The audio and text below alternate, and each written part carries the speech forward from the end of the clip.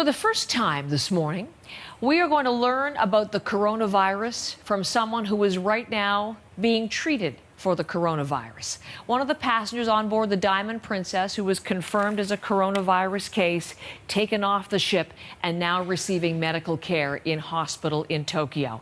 I'm going to introduce you to Rebecca Fraser now. She's from a town just outside Portland, Oregon, Forest Grove, Oregon. There she is, live with us from her hospital bed. Rebecca, I'm just delighted to welcome you to the program, and we can't wait to hear the story you're going to tell. But good morning and welcome. Good morning, Heather. Thank you for having me on. Listen, as I look at you, I'm thinking Rebecca Fraser looks pretty well. How are you, Rebecca? I feel pretty well. I never really had any symptoms like cough, a slight fever when I arrived on Friday to the hospital. Both of those have since resolved. I haven't experienced anything else, so I'm very thankful for that. Meanwhile, you're still in hospital, and we'll get to the certain, the current conditions in just a second, but take me back to where this whole story began, because we're very intrigued. As I said, we've never spoken to anybody on our program with coronavirus. So were you showing any symptoms? How did you even know you were sick? Yeah, so basically, once the ship was returning to Tokyo, we learned about that first case from that passenger who disembarked in Hong Kong. As a result, they had the Japanese Health Ministry board our vessel. They did test all of our temperatures that first day. They also passed out a questionnaire in which you would indicate if you were feeling fluish or had been to those regions of China that were affected, as well as taking painkillers. My husband and I did mark that we take painkillers, Advil, Tylenol, things of that nature. Mm-hmm. And as a result, we're then additionally targeted for an additional throat swab, which is how I tested positive. My husband tested negative. Otherwise, you might not have known. I mean, what does it feel like? What did it feel like in your case, this sickness? I mean, it feels physically, I don't have any symptoms. I would have never known had I not been randomly chosen. Okay. Just because I marked that I take, Advil on occasion. So not even feverish, not even coughish particularly? Nothing unusual, Rebecca? No, I mean, not really. Okay. We had been out and about outside. We had taken a tour in Taiwan. And, after that, I had a little bit of a cough, but I figured, it's just because I had been outside and, in a boat. So nothing to worry about. I don't typically worry about those things too terribly much unless, it becomes acute. And then, and that there's a swab and you test positive for this coronavirus, which, as you know, is, it's deadly in some cases for people, but it's a big mystery, so everyone's rather fearful of it. To hear that you had, even though exhibiting hardly any symptoms, you had tested positive, what was your reaction to that? I was really dumbfounded, really, when I heard. I heard on Friday morning, a member of the cruise staff came to my door along with a health official. The cruise staff was there to basically translate the information to me in English that I had tested positive, that I would need to be removed from the ship and go to a hospital locally. My husband would have to stay on the ship and wait out his quarantine.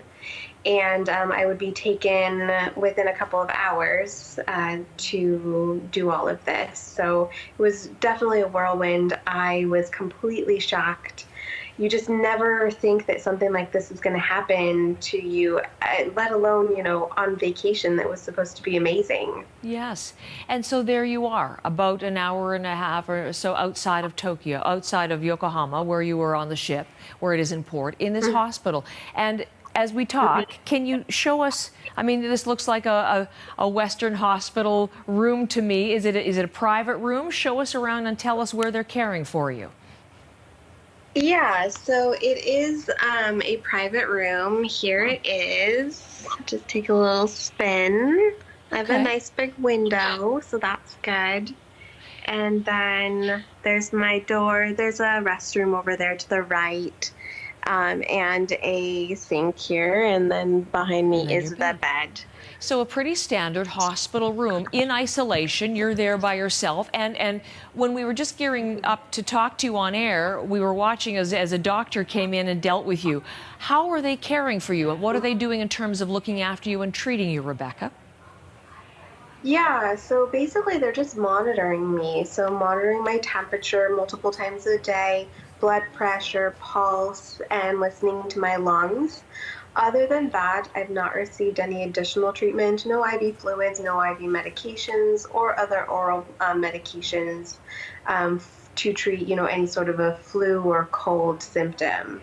So basically, I'm just in the isolation, so not to pass it along to anyone else. How would you assess the level of care? I would say the level of care is good. Um, Being in a hospital in a foreign country for which I don't speak the language has its challenges, but the doctors and the nurses are very caring, and they check in, make sure that I don't need anything. If there is anything I need, they are perfectly willing to, get that for me and to make sure that I am comfortable during my stay. So you told me earlier your symptoms are not worsening, and that is good news. I'm wondering what you're hearing then as far as when you might be released, where you will go, might you go home, any of those questions? Yeah, definitely. So right now I'm waiting. I have to wait 14 days from when I was first tested for an additional test. And so that has to be done twice, so 12 hours apart. Once those tests come back clear, then I can be released from the hospital to go home. So, or reunite with my husband and then go home.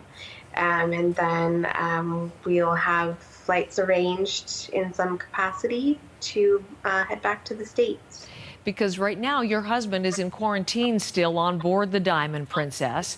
Are you able to be in communication? As you said, there you are in a hospital where you don't speak Japanese. Are you able to be, and we're looking at a picture of the two of you together, to get information from him, to connect with him, as he too is in a state of uncertainty, I guess, on board?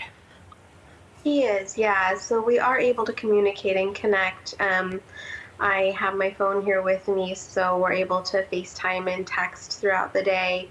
And he is definitely, in a bit of a level of uncertainty being in the quarantine on the ship. That is supposed to end on the 19th, barring any unforeseen changes. So, there is some kind of light at the end of the tunnel. It's kind of far away, it seems right now, but we'll get there eventually and be able to go home and kind of regroup and refresh. And reflect. I mean, I'm certainly hoping for his health too, because more and more people on board the ship are actually getting sick right now. Can I ask you finally, Rebecca, for this conversation, I'm wondering, we're talking about this, it's been our top story in the news for 4 weeks now, and there is a growing number of cases around the world, and there still is a lot we don't know about this coronavirus. But here you are, you're dealing with it. Mild case, thankfully, but you are dealing with it. I mean, what is your message to us as we talk about coronavirus? Yeah, I mean, my message is that for all the people who are here in Japan, on the cruise ship, who have been tested and everything and quarantined, the government is making really sure that, nobody is leaving the ship, so nobody can spread this around to any of the public. And we won't be able to leave where we're at until they're sure that it's contained. So nobody needs to worry about us bringing it back, to Canada or to the States or wherever we're from. They're going to make sure that, we're clear before we can do that. And I think that a lot of people are scared that we're going to bring it back over the borders, and it's just going to spread rampant. And I think that the folks who, channel that, they're doing the best that they can to contain it and keep everybody safe. Rebecca, I hope you continue to feel well.